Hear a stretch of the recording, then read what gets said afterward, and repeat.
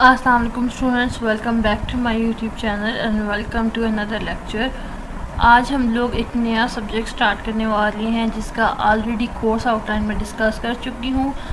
ये जो कोर्स है कंपैरेटिव एजुकेशन का, ये मोस्ट इम्पॉर्टेंट सब्जेक्ट है। ये सब्जेक्ट आप ADE में भी पढ़ सकते हैं, यानी एसोसिएट डिग्री इन एजुकेशन में भी पढ़ रहे हैं। B.Ed ऑनर्स के जो स्टूडेंट्स हैं 4 ईयर के, वो इसको 5th सेमेस्टर में भी ज़रूर पढ़ेंगे। B.Ed 1.5, B.Ed 2.5, B.Ed 4 year, M.Ed, MA education, M.Phil education, PhD education, ये आपके सारे लेवल्स में ये सब्जेक्ट कवर हो रहा है और ये मोस्ट इम्पॉर्टेंट सब्जेक्ट है। सब्जेक्ट का नाम है कंपैरेटिव एजुकेशन। कंपैरेटिव एजुकेशन है क्या, उसको पहले देख लेते हैं, फिर हम आगे चलेंगे। सबसे पहले हम देख लेते हैं what is comparative education. Comparative education is a field of study that examines education systems, practices, policies and outcome across different countries और रीजन्स.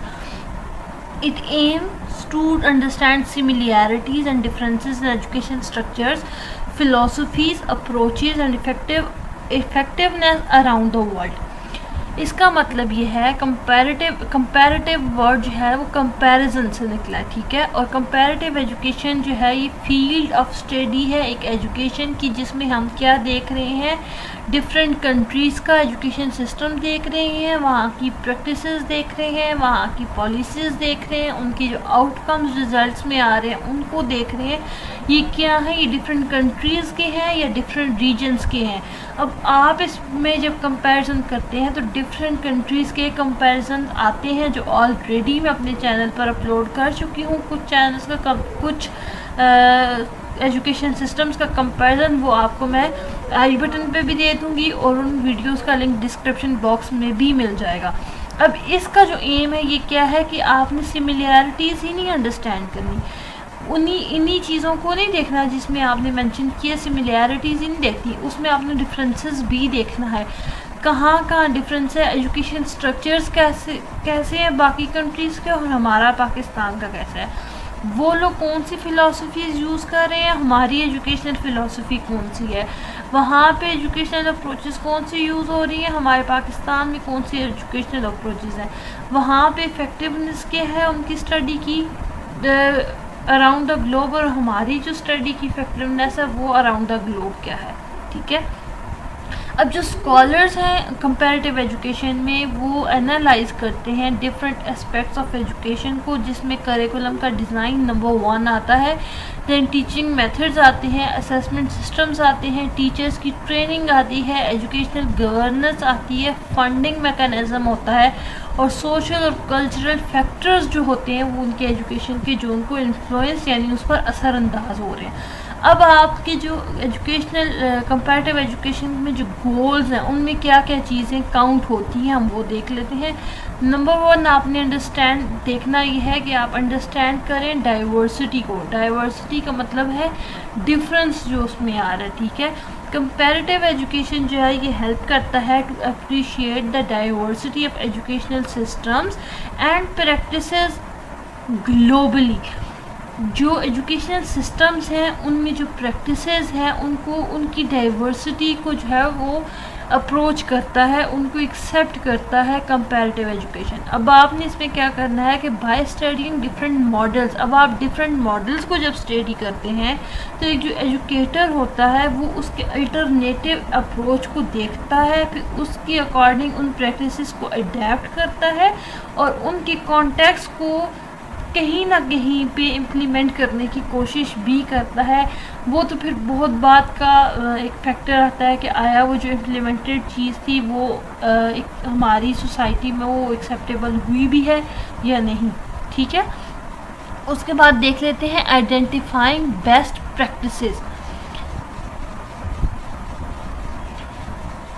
अच्छा, through comparison, researchers can identify successful educational strategies and policies that contributes to positive outcomes in students' learning, equality and social development. This can inform policy making and educational reforms efforts.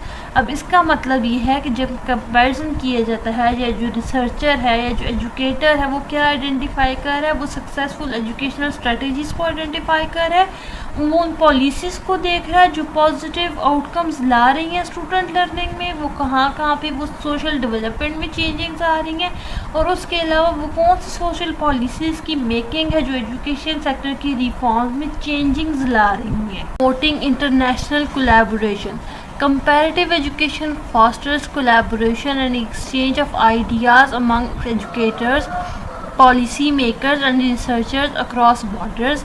By sharing experiences and knowledge, stakeholders can work together to address common challenges and improve educational quality worldwide. अब इसका मतलब क्या है कि जब comparative education में जो collaboration का रोल है वो क्या चीज़ तेज़ करता है, exchange of ideas among educators को, पॉलिसी मेकर्स में जो आइडियाज़ का एक्सचेंज है उसको इन्हांस करता है, रिसर्चर्स जो अक्रॉस द बॉर्डर्स है उनकी जो लर्निंग है या उनकी जो रिसर्चर्स है उनको भी इन्हांस करता है। किस तरह से, जब वो अपने एक्सपीरियंसेस शेयर करेंगे, अपना नॉलेज शेयर करेंगे, स्टेक होल्डर के साथ जब वो मिलकर काम करेंगे, उन कॉमन चैलेंजेस को जब वो एड्रेस करेंगे और फिर उनको इम्प्रूव करने के लिए एक क्वालिटी एजुकेशन वर्ल्ड वाइड बनेगी, तो इस तरह से एक इंटरनेशनल कोलैबोरेशन का जो सिस्टम है वो प्रमोट होगा। देन हम बात कर लेते हैं इन्हांसिंग कल्चरल अंडरस्टैंडिंग। अब एजुकेशन जो है वो एक डीपली इन्फ्लुएंस्ड है by cultural, social, economic and political context. किस तरह से कि एजुकेशन का इन्फ्लुएंस है हमारे कल्चर पर, सोसाइटी पर, इकोनॉमिकल भी इस पे इफ़ेक्ट है और पॉलिटिकल कॉन्टेक्स्ट का भी इफ़ेक्ट है हमारी एजुकेशन पे। उसके अलावा कंपैरेटिव एजुकेशन जो है वो हेल्प करता है कि इस चीज़ में हमें अंडरस्टैंडिंग करने में, डीपली अंडरस्टैंडिंग में हमें हेल्प करता है कि हम उन फैक्टर्स को देखें जो एजुकेशनल सिस्टम और प्रैक्टिसेस को शेप कर रहे हैं, यानी उनको बना रहे हैं। उसके अलावा cross cultural awareness and sensitivity को भी फॉस्टर कर रहा है। इट्स मीन कि जो क्रॉस कल्चर यानी कल्चर के अक्रॉस दूसरे ममालिक या दूसरे जो कल्चर्स हैं उनकी अवेयरनेस को हम लोगों के साथ मिल के एजुकेशन सिस्टम में ला के उसको भी तेज़ कर रहा है। ठीक है,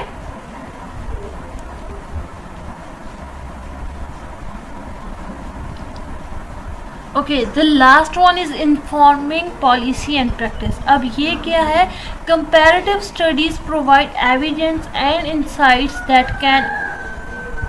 insights that can inform educational policies, reforms and practices at local, national and international levels.